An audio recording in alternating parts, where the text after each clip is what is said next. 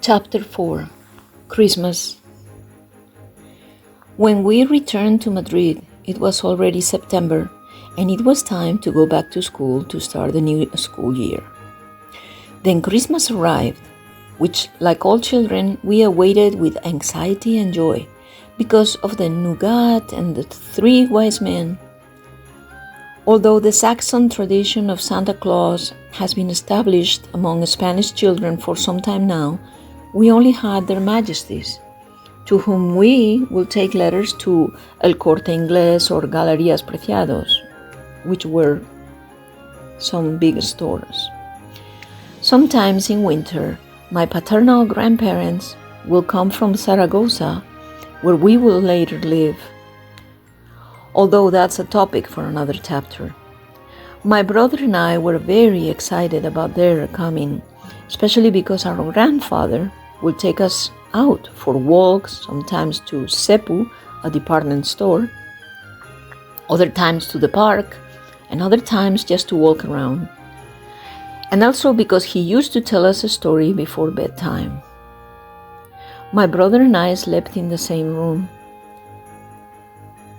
About a family of snails. I don't remember very well what the story was about, but I do remember that it said something about them eating grass and burrowing into the ground in their little houses when it rained. And I swear, I remember I could almost taste the flavor of that grass that the snails ate in my grandfather's story, because he was such a great storyteller. But as I was saying, at Christmas,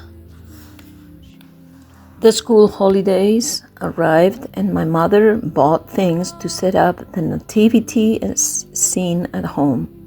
A nativity scene that I remember as enormous, perhaps because I was little, and as a Bee Gees song says, when I was little and Christmas trees were tall.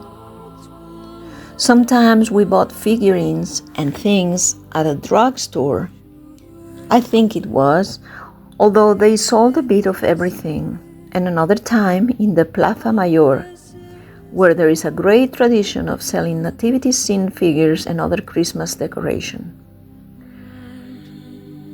Mr. Mariano, our doorman, gave us slag, which is the remains of burnt coal, since we had coal-fired central heating, and with that we made the mountains.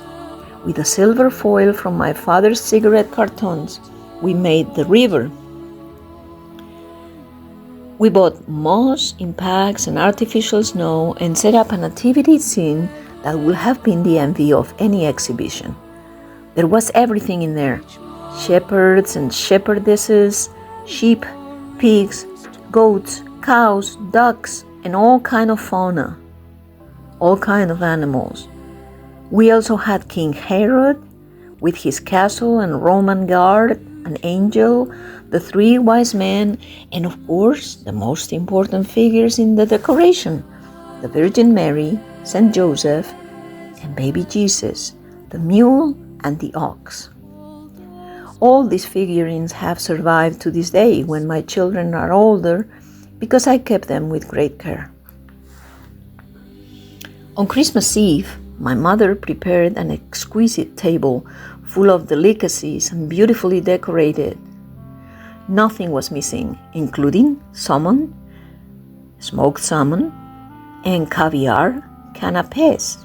Well, fake caviar, because at the prices it was and is quoted, we could only buy imitation. Turrones, a very typical Spanish sweet. Polvorones, typical Spanish sweet too. Marzipan and other sweets made our delights. And the neighbors will always stop by for a bit of turron and a glass of anise liqueur. Or we will go to their house.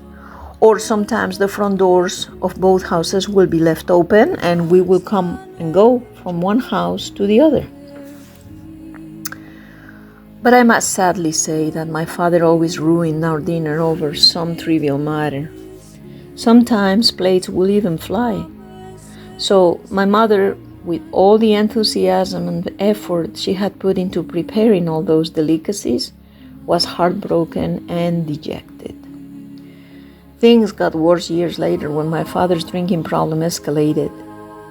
But anyway, this doesn't dull my memory of the anticipation and joy of those cherished holidays, no matter how commercial and materialistic they've become.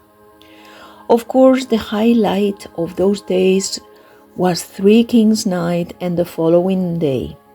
We would watch the parade on television and then have a quick dinner and go to bed early, as their majesties were very considerate of children who went to bed early. I remember one Three Kings Night when my brother and I, while getting ready for bed, looked out the window and saw a star in the sky. In our childlike innocence and in our childlike imagination, we debated whether that star was the Three Kings on their way or just a star. And who was sleeping that night? Our ears and minds were alert to every sound in the room, thinking it was the monarchs sneaking through the window, leaving everything we had wished for and asked for in our letters. And of course, for the long journey, we left water for the camels and nougat as a snack for those adorable magi who made our childhood the most unforgettable thing in this world. End of chapter 4.